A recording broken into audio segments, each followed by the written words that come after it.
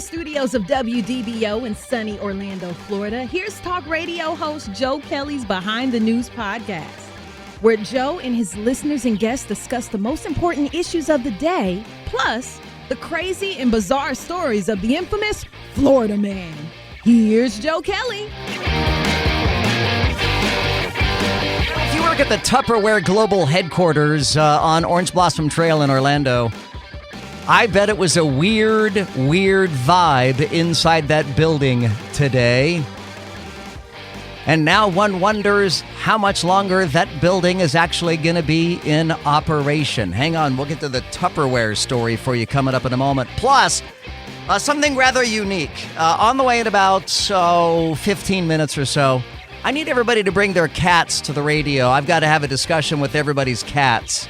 So I'm giving you a 15 minutes head start. Gather your cats as I'll need to talk to your cat coming up in about 15 minutes or so. But first, I want you to meet Alyssa Heinerscheid.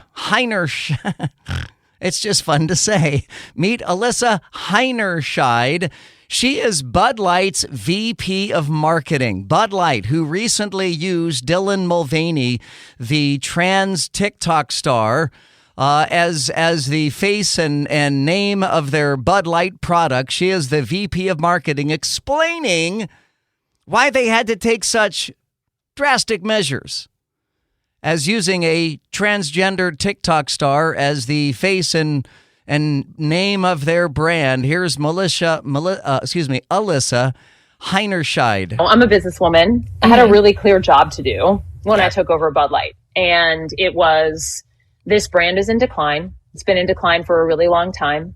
And if we do not attract young drinkers to come and drink this brand, there will be no future for Bud Light. So I had this super clear mandate. It's like, we need to evolve and elevate this incredibly iconic brand. And what I brought to that was a belief in, okay, what does evolve and elevate mean? It means inclusivity. It means shifting the tone.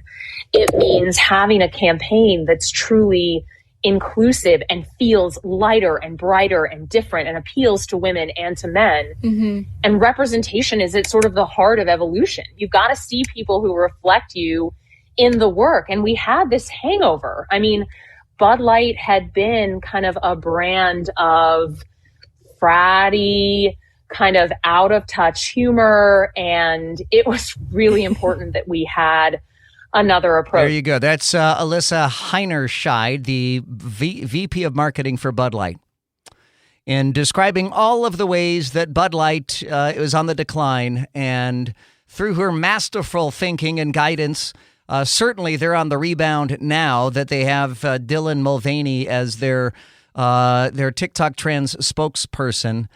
I have to wonder if Alyssa Heinerscheid has ever had a Bud Light in her life, if she drinks Bud Light, if she's ever met Bud Light drinkers. And, there is one constant. I will tell you that she is right about one thing. Every brand everywhere on the planet right now is trying to find and retain younger users. In fact, every church in America is trying to find the youth generation. They're trying to find that young group to come in. They don't need to attract more 80-year-olds to church. There's plenty there. The same, my friends, is true about talk radio. We have plenty of 80-year-olds. It's the 30-year-olds we want. Civic organizations, the Rotary Club, the Lions Club, they have plenty of 80-year-olds. They need 25-year-olds. They need youth. They need young people. Every business, every church, every social group, every group, everywhere on the planet is looking for new customers, young customers who can stay with the brand for 20, 30, 40, 50 years. And Bud Light has put their brand behind a TikTok trans star. I can tell you right now, that's not something that WDBO is going to do. Maybe it's something that Tupperware needs to do. We'll get into that coming up next. I don't know how many of you guys know this, but Tupperware's global headquarters is in Orlando. It's over on South Orange Blossom Trail. And there's even a train stop there. It's such a big operation. There's even a train stop there. But before you know it, Tupperware could close and lock their doors and send everybody home. I hate to be the bearer of bad news, but I have a feeling that people that work at Tupperware are already aware of this. Now, Randy, do I need to explain to anybody what Tupperware is? Do people know what Tupperware is, or should I explain this? I think it's pretty deeply ingrained in American culture. I would think so. So it's a plasticware food storage system. That was revolutionary when it hit the market, 70 years ago or so. Nobody had ever seen anything like it. It wasn't selling off of retail shelves because people didn't understand how it was going to work. They needed to have it demonstrated to them, and that's why Tupperware, went to that. Well, what is now I think turned out to kind of like a multi-level marketing, but it's home sales.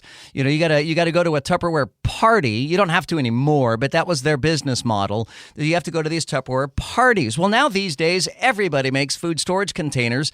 Most of them are. I don't want to say they're single-use. I hate single-use plastics. I think single-use plastics are one of the worst absolute things in our environment today, because they shouldn't be in our environment today. But single-use plastics are terrible, and Tupperware is great, and it truly lasts forever. But the Tupperware is having a Bud Light problem. Tupperware stock took a major tumble today amid rumors that the company could be going out of business.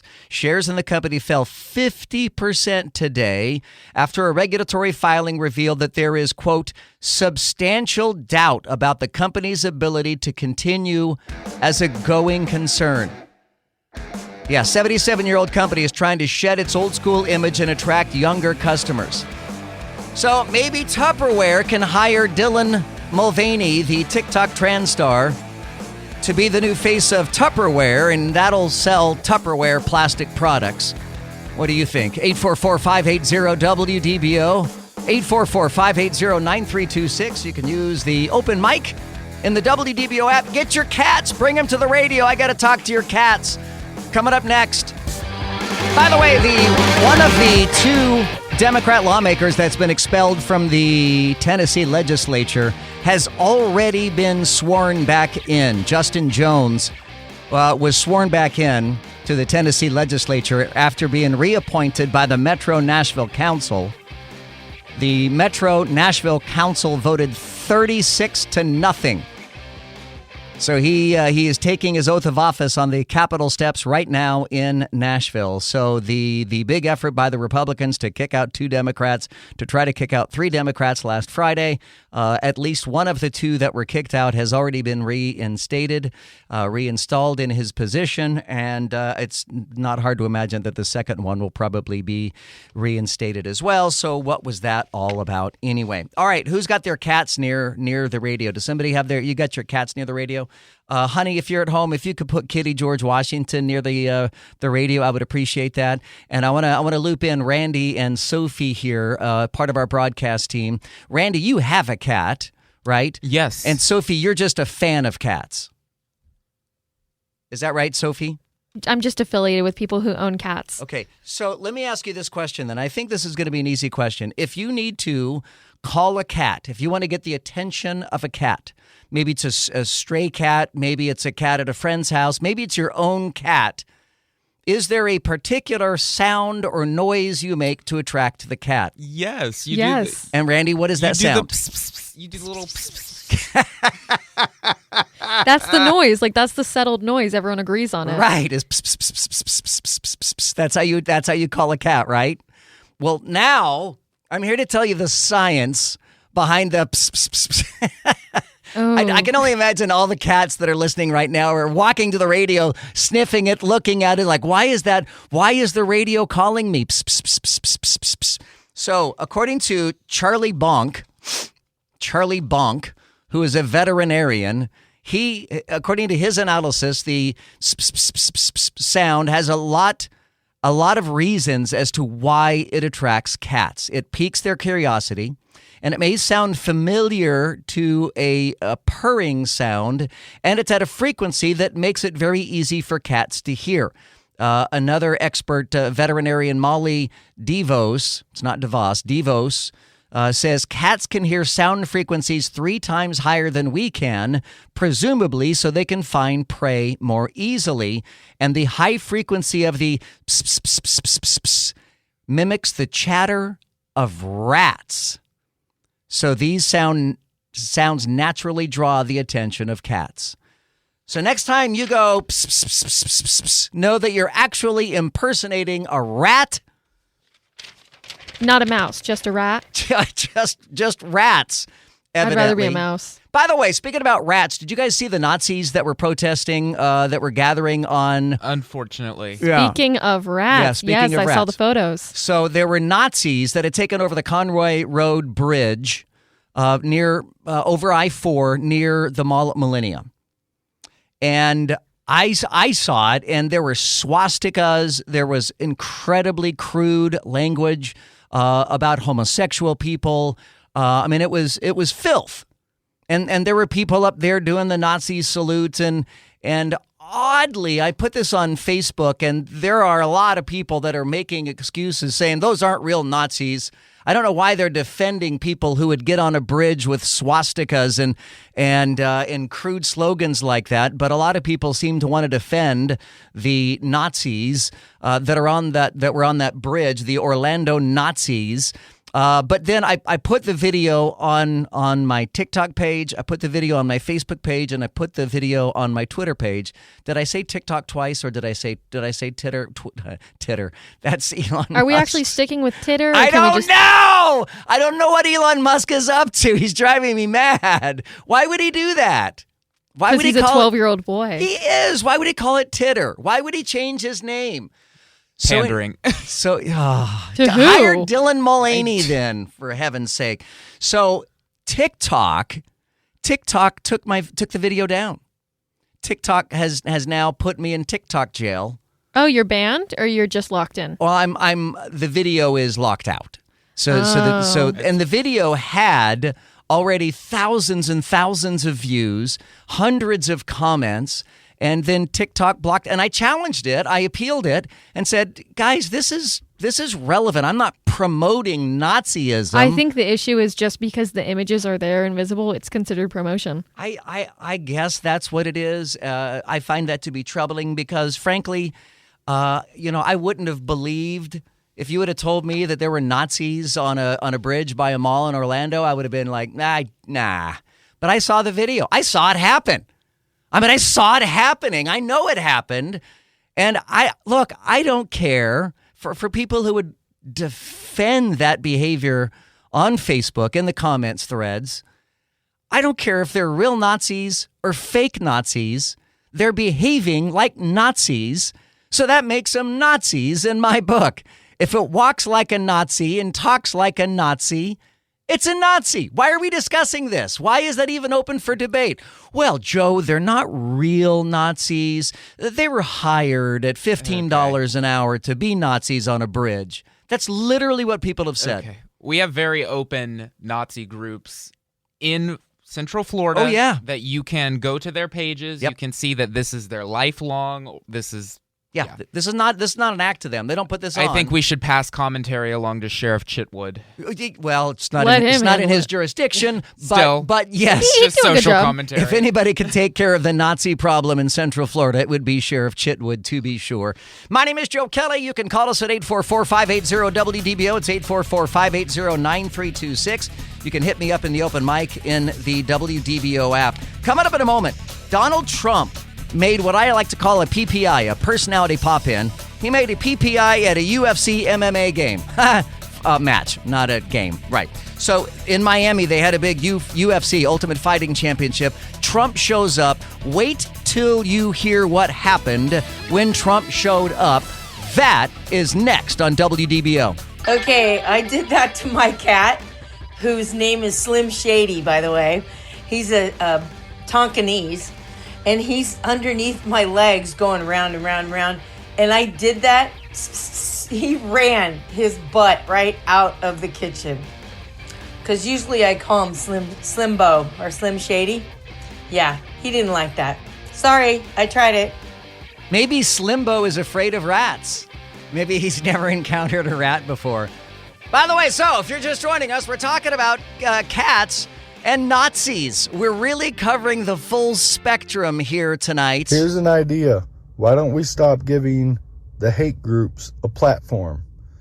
You wouldn't even be talking about this if it was a bunch of religious people up there saying, find God, find Jesus, and love Jesus. Stop giving the hate groups a platform. The only reason why you talk about it is because they're there. But yeah. That's actually how news works. We only talk about things that happen.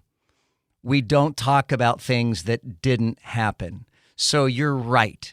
You're absolutely right. If there weren't Nazis up on Conroy Overpass on I-4 on Saturday, I would not be talking about Conroy Roads Overpass from Saturday.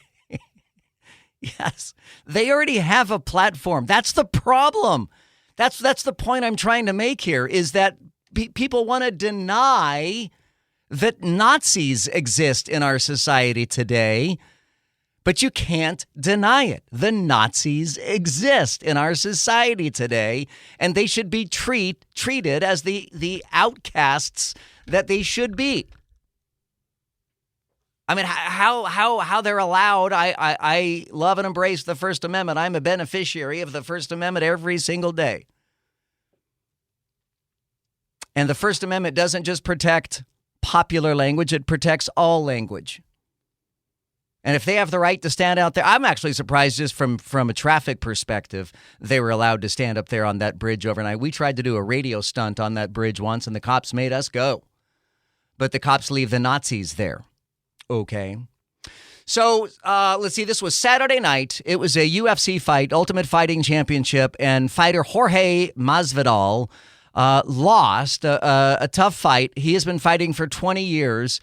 And Joe Rogan of podcasting fame and UFC fame, Joe Rogan interviews Jorge Masvidal in the octagon moments after the fight. I cued in a little bit here. We didn't need to hear about all the fighting stuff. I got to the part that I thought you guys would appreciate. And I should point out that President Trump, this fight was in Miami, and President Trump showed up and he was sitting ringside with Joe Rogan. Before Joe Rogan went into the octagon to make to have this interview with the fighter. 20 long years, Joe. I love you guys, man. Well, I love you too, man. You had a fantastic career, and it's been an honor to call your fights. I'm a huge fan, and I've appreciated everything you've done. Also, I want to say, greatest president in the history of the world, sitting right there. I love that guy. We also got the greatest governor of all time here in Florida. Let's keep Florida free, a red state, and let's take that. You know who? Let's go Brandon out of power and replace him. If I could get it just one time. Let's go Brandon! Let's go Brandon! I'm out, y'all. 305 for life. Miami, make it loud for Jorge Masvidal! I didn't see Trump's reaction, but I could only imagine that he was thoroughly enjoying that from the octagon on Saturday night down in Miami. My name is Joe Kelly. It's at Talk Radio Joe on social media, Twitter, Facebook, on Truth Social, on TikTok, and even on the PS5. I'm at Talk Radio Joe. You know, honestly, one of the biggest problems that I have with Donald Trump is not with Donald Trump, but it's with some, not all, some of Donald Trump's supporters. If you idolize Donald Trump, then I have a problem with you. I don't idolize any man. I have one idol, Jesus Christ. That's it. No politician is someone that I worship. No politician is someone that I idolize. And Saturday Night Live, as their cold open on Saturday night, had a skit, and a cold open skit that featured both Jesus Christ, whom I idolize, and Donald Trump, whom many others idolize, doing the same sketch together. And I will tell you, while I'm well aware that it borders on, if not fully embraces, blasphemy, it was ridiculously funny. And I'll have that for you coming up next. Stay right there. Do you want to hear something funny? And by funny, I mean sad and tragic. You guys are aware of the train derailment in East Palestine, Ohio, right? And it contaminated all the soil. Well, they're going in there with backhoes and diggers, and they're literally scooping up, 1,000,000 pounds of contaminated soil and trucking it somewhere else to be dumped. Well, one of the trucks got in a crash in Ohio and spilled its entire 40,000 pounds of contaminated soil all over a completely different Ohio town now. The EPA has been called to the scene. Those poor people in Ohio cannot catch a break. This happened in Columbiana County, Ohio. All right, Saturday Night Live. It was Saturday night.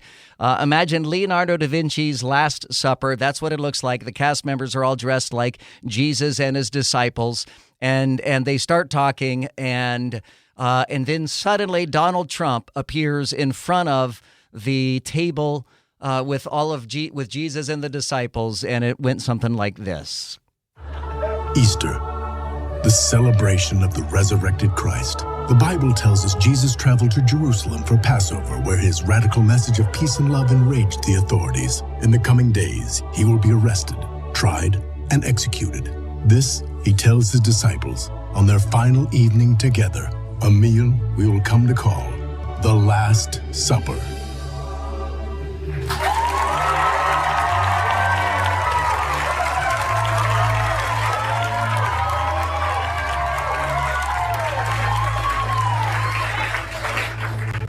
My friends, and Judas, hear me now, for soon I will leave you and join my Father in heaven. We cannot lose you, Jesus. We will protect you. They will never find you, Jesus. Alas, one of you will betray me. No, not I. What? It is foretold, and though I have committed no crime, I will be arrested, tried, and found guilty. Sound familiar? Thank you so much. A famous, wonderful man arrested for no reason at all. If you haven't put it together, folks, I'm comparing myself to Jesus again. And what better time than on his birthday, Easter? As we speak, I am being persecuted on a level the likes of which the world has never seen. Even worse than the late, great Jesus. You know, many people are saying we're very similar. We're both very tall, very popular, and both, frankly, white Americans. You know, Jesus did some incredible things. Some would call them miracles. In terms of fish and with regard to bread. Fish and bread, you know. He rose from the dead on the third day. I would have done it faster, possibly 2 days. I think we could have done it a lot faster. He had a good mind for business, water into wine, pure profit. And he had big rallies just like me. And a lot of his followers got in big trouble, just like mine. All because I told them exactly what Jesus would have said. Get very violent and start a war. And I've even got my very own Judas, Ron DeSantis. Ron DeSantis came to me, tears in his eyes. He said, "Help me, Mr. Trump. I'm going to lose my election." So I very generously pretended to like him. And then he did a Judas. And now he can't even get the gays out of Disney World. It's an awful shame. Look at these guys back here, huh? They just have to sit here frozen while I talk. Can you believe that? Mr. Jesus, quite a guy. But now people are saying perhaps I'm even better than Jesus because I'm a self-made billionaire, and Christ was, let's call it what it is, a Nepo baby, okay? I mean, his dad was God. It's pretty easy to start a religion when your dad is God. He did Good Friday. I said, why not make it great? We can make it great. With me, we'll be doing Great Friday, perhaps even TGI Fridays, with the stuff on the walls and everything. But we love Easter. We love hiding the egg, don't we, folks? We love hiding the little eggs. You know, I have many beautiful eggs from my time at the White House, and now the Department of Justice is saying, where are the eggs? We need the eggs back. But I hid them. They're my eggs. They're my eggs to take, okay? So tomorrow I will eat my Easter hamburger with my family, or hopefully not. And then after that, they will come for me, lock me away. Because just like Jesus, all I did was be friendly to a sex worker, and now they want to put me in jail. Just awful. But who knows, folks? Maybe prison will make me even more popular. Like that guy back there. Jesus of Azkaban, that guy. Jesus of Azkaban, he's called. And that is the story of Easter. Happy birthday, Jesus. Look at the fingers. Stuck doing the fingers the whole time. Weird choice with the fingers. Look at Jesus. So happy Hanukkah to all the Passovers and all the Ramadans too. We love to say Ramadan. That's fun. But mostly happy Easter because we like Jesus, right? Still frozen with the little hand. They're not even going to get to say the big line. Maybe if you break a big political character, you can say the big line. I'm going to do it by myself right now. So happy Easter, and live from New York, it's Saturday night. And that guy does a really good impersonation. Whether you like his comedy or not, he certainly does a pretty good impersonation of Donald Trump. My name is Joe Kelly. Thank you so much for tuning in tonight.